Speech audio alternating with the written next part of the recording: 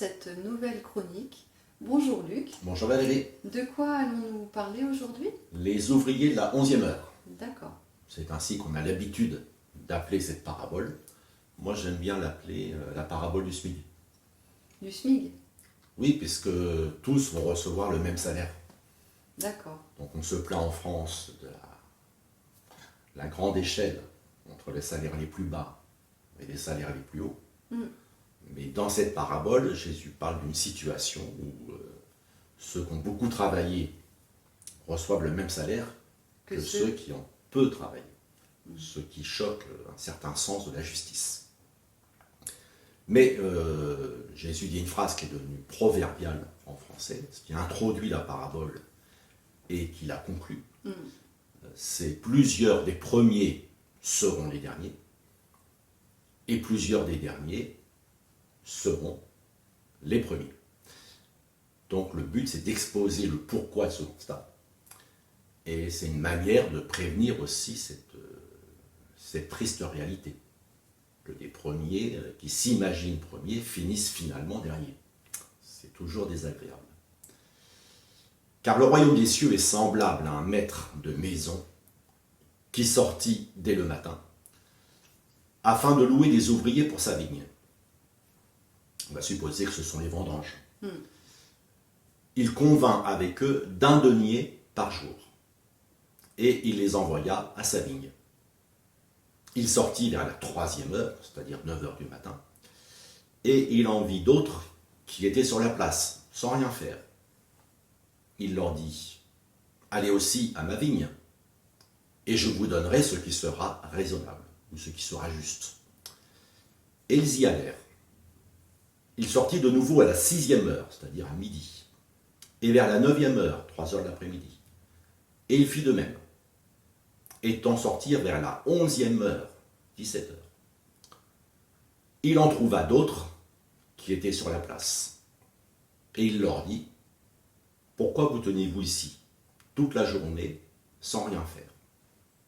Ils lui répondirent, c'est que personne ne nous a loués. Allez aussi à ma vigne, leur dit-il. Bon, ça c'est l'appel. C'est l'appel. Les premiers passent contrat pour un salaire négocié. Il a convenu avec eux d'un denier. Alors, un denier, c'est le salaire journalier moyen de l'époque. Les suivants le font avec une promesse de justice. Il ne leur promet pas une somme particulière, mais ce qui sera juste. Donc il y a un certain appel à la foi.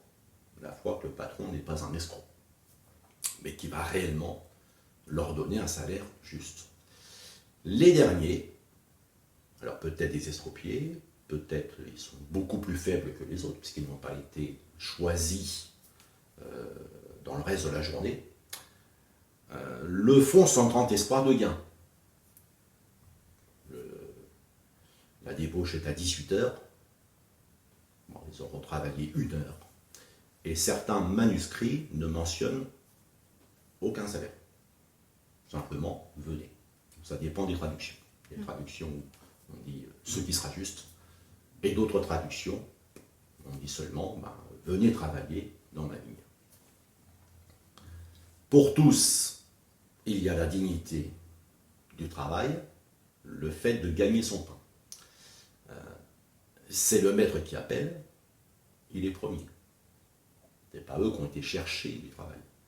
Ils sont sur la place.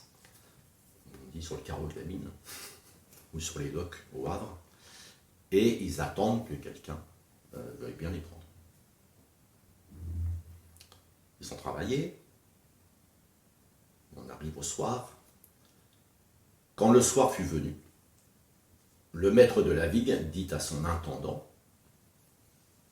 appelle les ouvriers et paie-leur le salaire en allant des derniers aux premiers.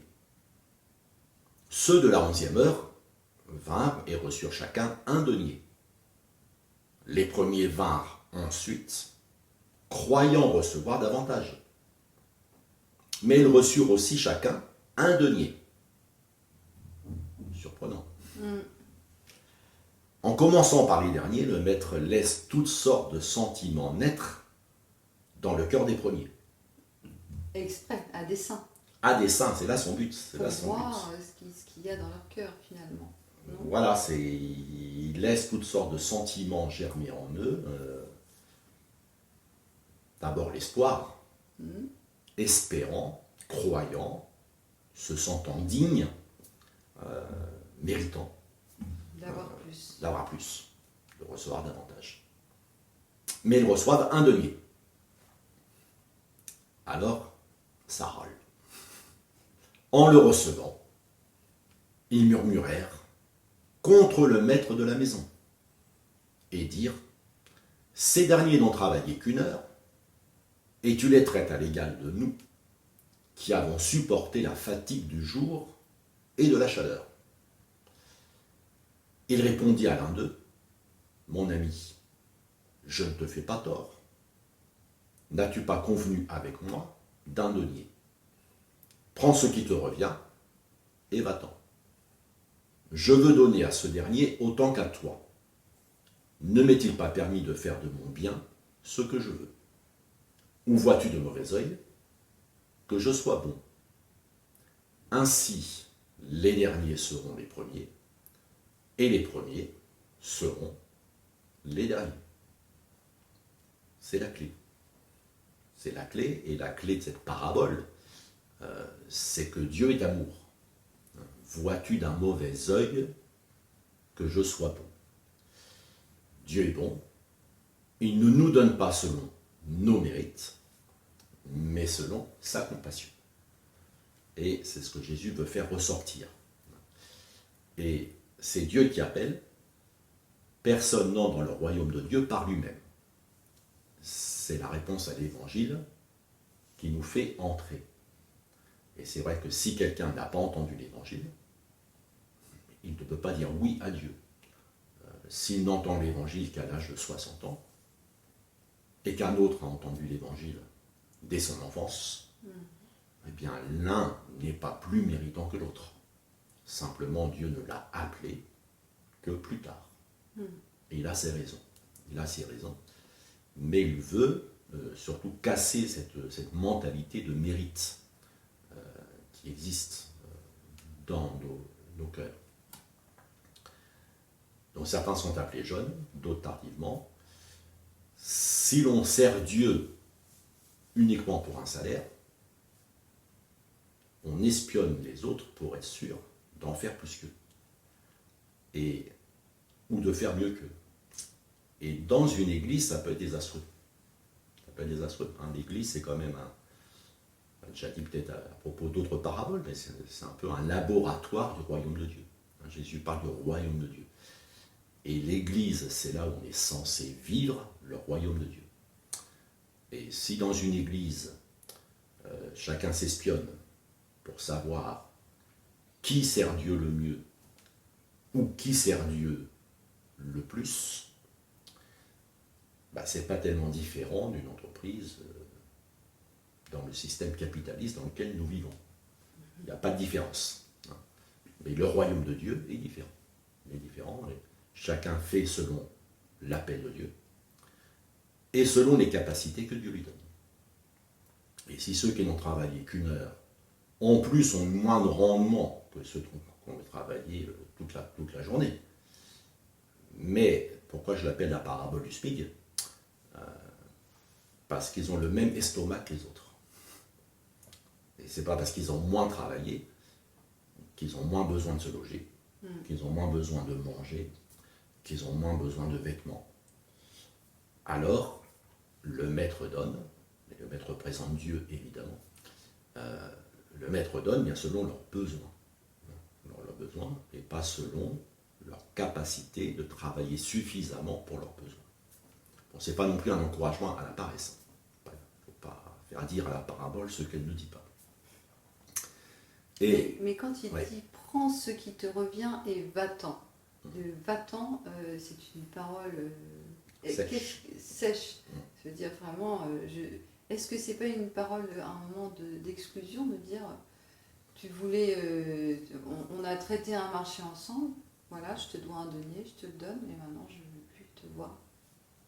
Alors bien sûr, on est dans le contexte d'une parabole. Oui. On reste pour toujours se rappeler ça. Mais il y a quand même la sécheresse de Dieu répond à la sécheresse de nos sentiments.